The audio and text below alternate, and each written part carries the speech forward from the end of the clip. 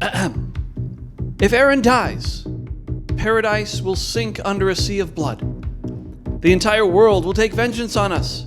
Your parents, your siblings, your children. They'll all be slaughtered. Devote your hearts. Everyone, the island will be killed.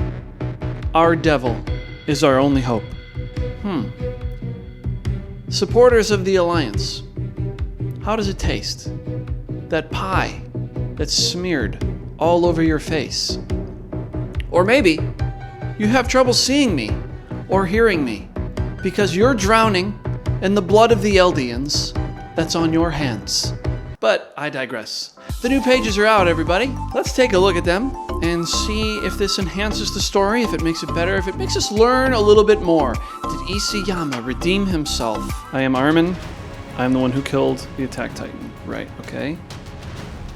Mikasa sees Ymir. So it was you, the one viewing the world through my eyes all this time. I think your love was that of a long nightmare. The past lives will never return, but thanks to the lies you gave birth to, here I now stand. Rest in peace, Ymir. I mean, I think we all pretty much imagined something like Ymir going away like this. I suppose it does add something, considering that Ymir chose Mikasa and a goodbye was appropriate. I still would have preferred to see a longer conversation between Eren and Armin. And I certainly would have preferred to see a farewell to Worm-kun, the most beloved character in the SNK universe. Couldn't we see him fade away? Like maybe his arm is around Ymir? Or maybe she's sitting on Worm-kun? I half kid, but I would have liked to have seen a goodbye to our favorite worm. Ah, yes, this panel. Mysterious man with Mikasa. And time has passed. Mikasa's older from one frame to the next. That certainly is Jean.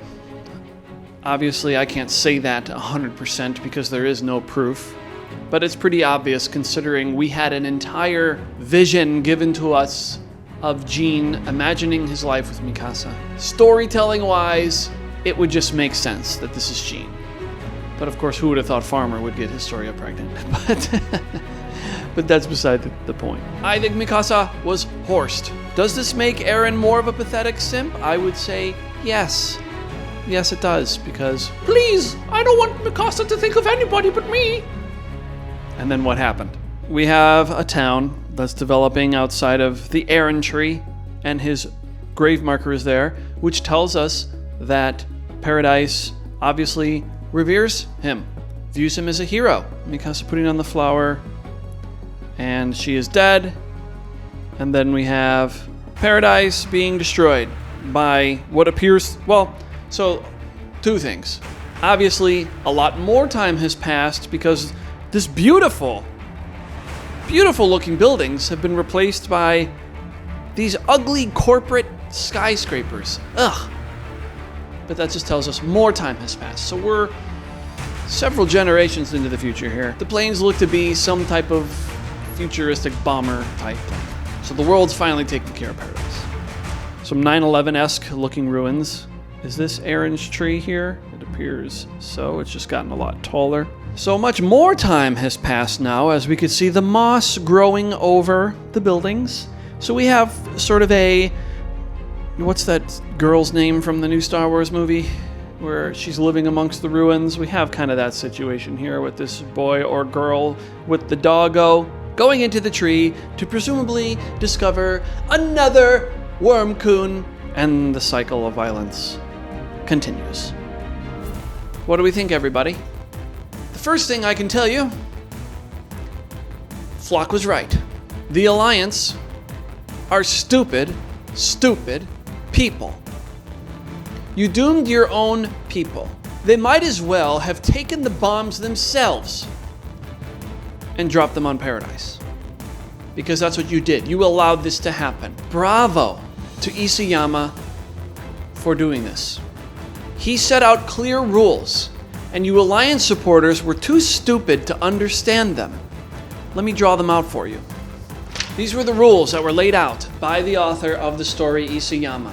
The world hates Eldians. The world will kill the Eldians unless that world no longer exists. In this case, you needed to disregard your feelings. It's us or it's them. And the Alliance decided it's them. So guess what happens? According to our formula here, world kills Eldians. This was all predictable. Our genius boy wonder Armin couldn't figure this out. I guess he's not so much of a genius after all. He's just another retard, just like Hanj telling Flock, "You're right, but maybe in the future won't be that way." No, you big-nosed bitch. It will be that way. Everybody's dead, but I hope you're happy in Titan Heaven. Also, I just will add right now, because I thought of this. The one person who understood this more than anybody was Aaron's father, which is why the scene of him coming to help Armin makes absolutely no goddamn sense, because he knew what would happen. And it did happen.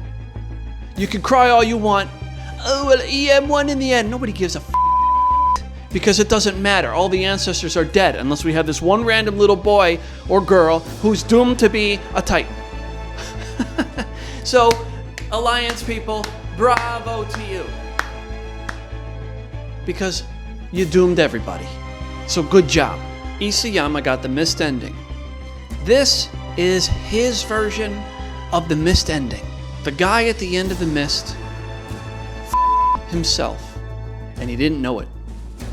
The Alliance at the end of Attack on Titan themselves, and they didn't know it.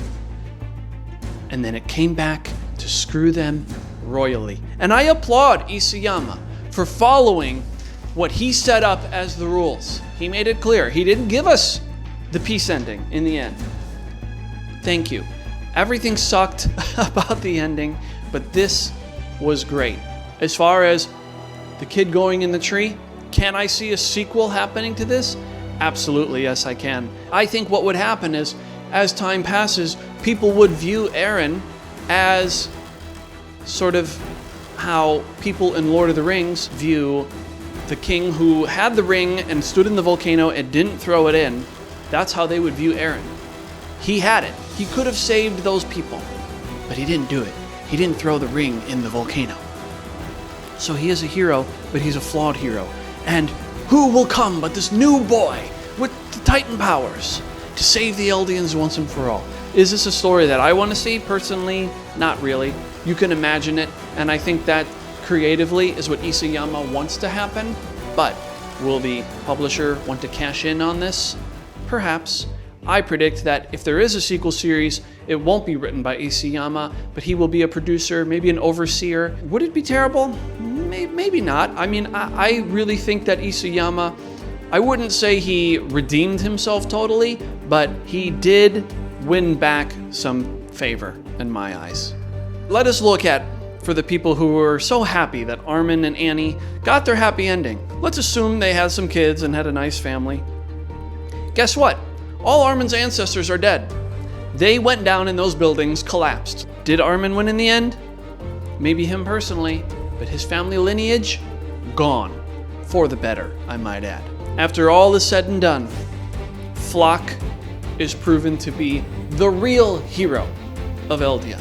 Yes, we understand that it was not a nice thing to do, but not doing it resulted in this. So that's it. That's all I have for now. Thank you for coming. Please, Isayama, let us off this ride. Please just let it end. My heart can't take anymore. It really can't. This has just been so painful.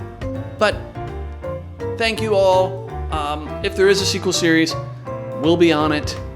We'll take a look at it. Devote your hearts. Goodbye, everybody, and thank you. Like and subscribe.